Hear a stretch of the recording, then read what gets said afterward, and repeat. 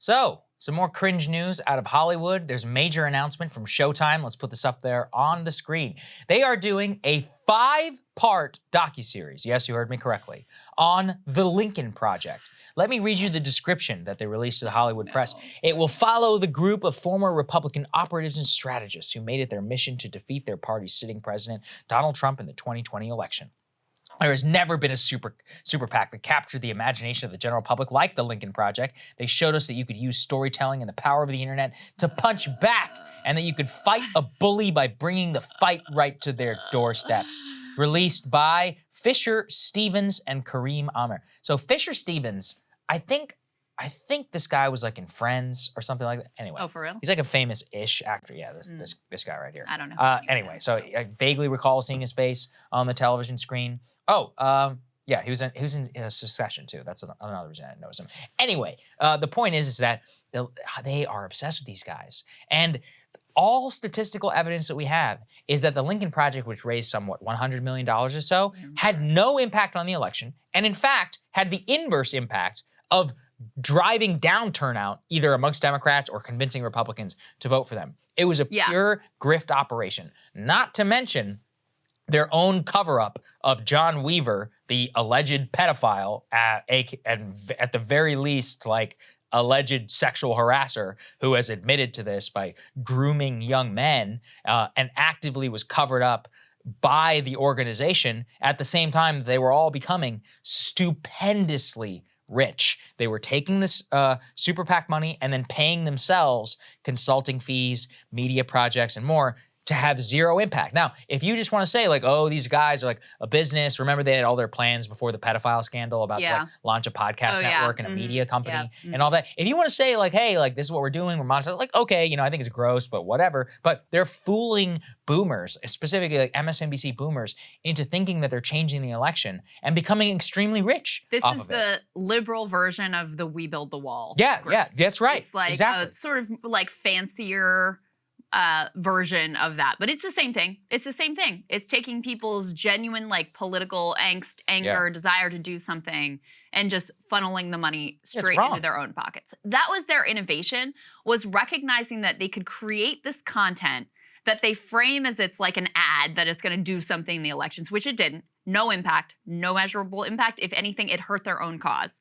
But they could create this ad content and convince people that this was the way to fight back and funnel millions upon millions of dollars into their own pockets. That was their innovation. What's funny is when I showed Kyle that tweet with like the thing, he was like, oh, this is going to be good. I was like, what are you talking about? He's like, it's like an expose, right? And we're like, no, dude. You're like, no, dude. No, it's the hagiography. It's like, oh my God, aren't they amazing?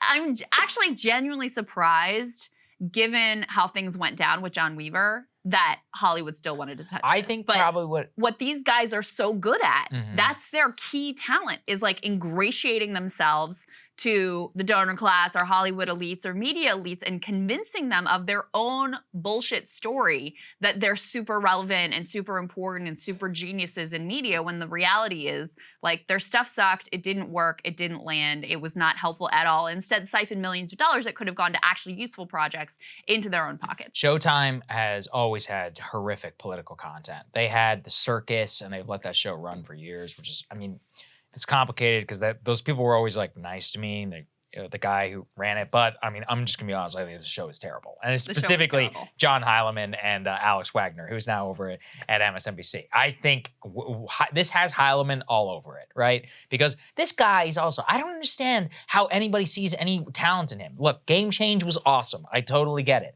but outside of Morning Joe commentator, like, why is this person raising all this money for the recount, which has been a totally failed media project? The Circus keeps getting renewed like time after time.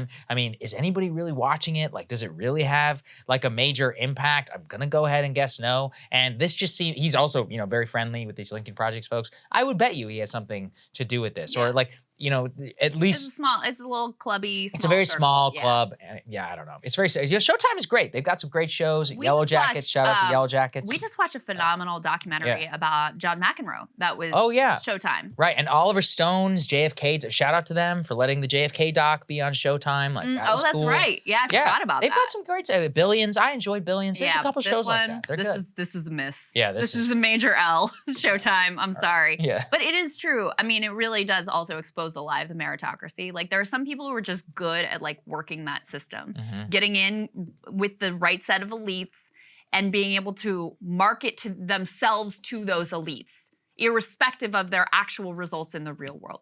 What was that freaking network that collapsed, that had all that money and all that press? Remember, it was like, oh, this is going to be many. You remember what I'm talking about, right? They had the YouTube channel. They had all these interviews with all these celebrities. Oh, it starts with a V, or it had the guy Carlos Watson. Yes, that thing. Oh, Ozzy. Ozzy, that's it. That's the same thing. What that guy was good at was persuading these elites that like this was a thing and selling them on the story, and so he gets all this funding and all this credibility and all these media write-ups and all of this.